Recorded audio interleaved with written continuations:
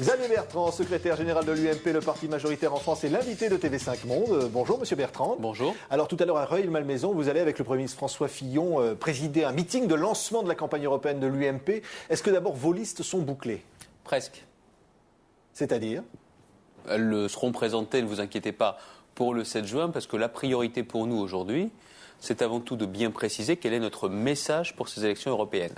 Quelle est notre volonté d'avoir une Europe politique et puis aussi d'assumer et de revendiquer l'action du président de la République depuis ces 2 années. Donc nous ferons campagne sur ces 2 thématiques-là. Oui. Et la question des listes, pour être très franc avec vous, c'est une question qui passionne les journalistes. Mais est-ce que vos listes sont terminées? La preuve, c'est une question qui passionne les journalistes. Ouais. C'est une question qui intéresse les candidats potentiels. Jamais sur le terrain on ne m'a posé cette question. Ce qu'on me pose sur le terrain, c'est est-ce que vous êtes pour ou contre l'entrée de la Turquie au sein de l'Union européenne? Et notre réponse est claire, c'est non. La Turquie est un grand pays, elle peut être partenaire privilégié de l'Union européenne, mais pas partie intégrante. Voilà la question qu'on me pose prioritairement. La question des listes, jamais. Mais elles seront prêtes à l'heure. Oh, vous inquiétez pas, oui. Ouais. Alors Nicolas Sarkozy, lui, sera prêt le 5 mai pour un grand discours de campagne à Nîmes. Qu'est-ce qu'il va... Non, ça n'est pas un discours de campagne.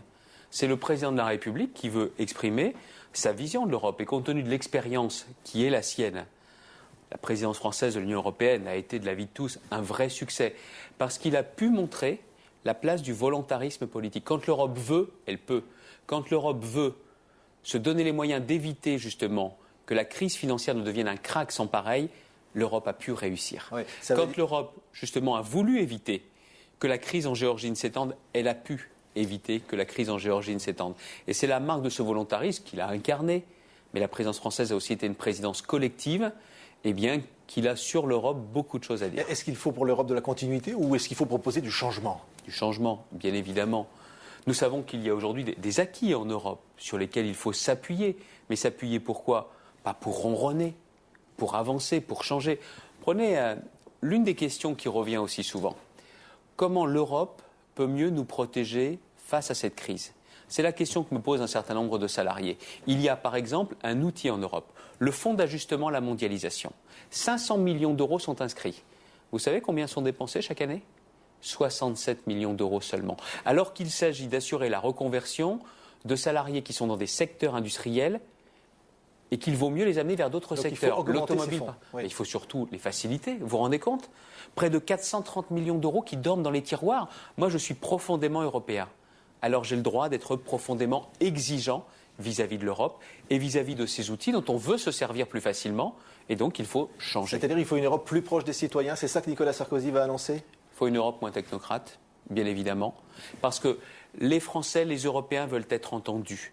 Ils veulent que leur voix compte. Et c'est le rôle des élus politiques, des députés européens, d'avoir en France, pour le mouvement populaire, la même énergie, la même volonté de faire bouger les choses que le président de la République. Prenez notamment ce qui s'est passé au niveau de l'Eurogroupe. Quand Nicolas Sarkozy décide de réunir l'ensemble des chefs d'État et de gouvernement, mais ça ne se faisait pas. Normalement, c'était interdit de les réunir. Les réunions se faisaient uniquement avec les ministres de l'économie et des finances. C'est important. Oui, mais regardez bien. C'est-à-dire qu'il aurait fallu faire une réunion seulement au niveau des ministres de l'économie et des finances, alors que la situation était quasi dramatique. Et ensuite, il aurait fallu qu'il rende compte. Il a voulu justement sortir des sentiers battus pour pouvoir amener cette réunion des chefs d'État et de gouvernement. Je souhaite qu'il y ait la même initiative de la part de nos députés européens. Est-ce que le président de la République peut annoncer de vrais changements en matière d'Europe sociale, de construction de l'Europe sociale, ce que les citoyens attendent dans la crise? J'ai été président d'exercice de l'Union européenne pendant 6 mois. L'Europe sociale, on y a travaillé, on l'a fait avancer.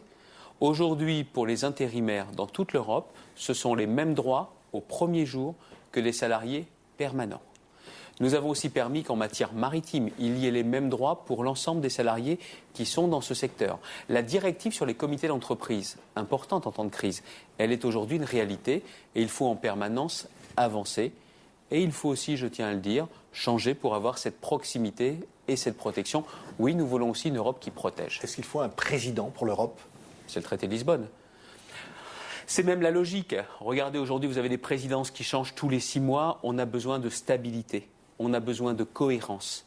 Parce que si vous voulez avoir une action continue, une action soutenue, une action efficace, il faut justement que le traité de Lisbonne puisse être adopté et puisse s'appliquer pleinement. Oui, le 1er mai, il y aura beaucoup de manifestants dans les rues, une mobilisation importante. Ça peut changer, cette mobilisation, la politique du gouvernement ? On n'est jamais resté les bras croisés, jamais, face à cette crise. Et n'oublions pas d'ailleurs, sur une chaîne comme la vôtre, qui connaît bien les références européennes et internationales, la France a été touchée plus tard et moins fort que les autres pays par la crise. Prenez notamment le taux de chômage qui est le nôtre. Il est important, les chiffres du chômage sont importants. Mais seulement dans le même temps, en Espagne, aux États-Unis, les chiffres sont beaucoup plus importants. Parce qu'en France, nous avons pris des mesures aussitôt.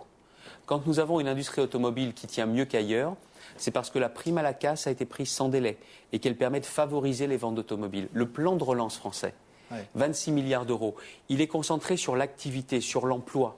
Et voilà aussi pourquoi aujourd'hui la France est un pays qui a été touché moins fort que les autres pays. Mais je sais aussi ce que me disent toutes les personnes que l'on rencontre dans cette campagne européenne. Ils nous disent, on a 3 questions qui sont posées. Qu'est-ce que vous allez faire pour éviter que cette crise ne se reproduise ? Ce sont les suites du G20 qu'il va falloir traduire dans les faits pour nos députés européens. Qu'est-ce que nous allons faire pour que de cette crise nous sortions le plus vite possible ? Et ensuite, quel est le nouveau modèle de croissance européen que vous allez nous proposer ? Ça sera ça, la feuille de route des candidats du mouvement populaire, du Nouveau Centre, des progressistes et également de la gauche moderne pour ces élections. Est-ce qu'il y aura un remaniement après cette élection, changer notamment Rachida Dati ? Est-ce qu'on va garder la même diversité dans le gouvernement ? Attendez, déjà, ce n'est pas moi qui vais annoncer un remaniement, monsieur, vous en doutez bien. Bon, d'ailleurs, je vois à votre sourire que vous n'attendiez pas à ce que je vous livre un scoop. On ne sait jamais. En revanche, il a été dit que ceux qui exerceraient leur fonction de député européen les exerceraient pleinement. C'est le cas de Michel Barnier et de Rachida Dati.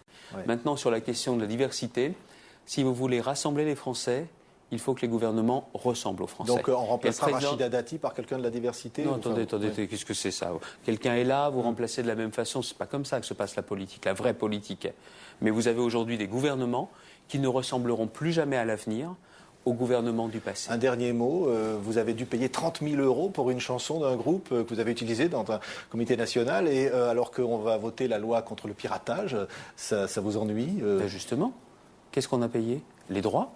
Parce que nous respectons la création, nous. Nous avions payé les droits SACEM, nous avions le droit d'exploiter ce titre, mais seulement les auteurs ne souhaitaient pas que ça soit exploité par une formation politique. Donc nous avons souhaité passer un accord aussitôt.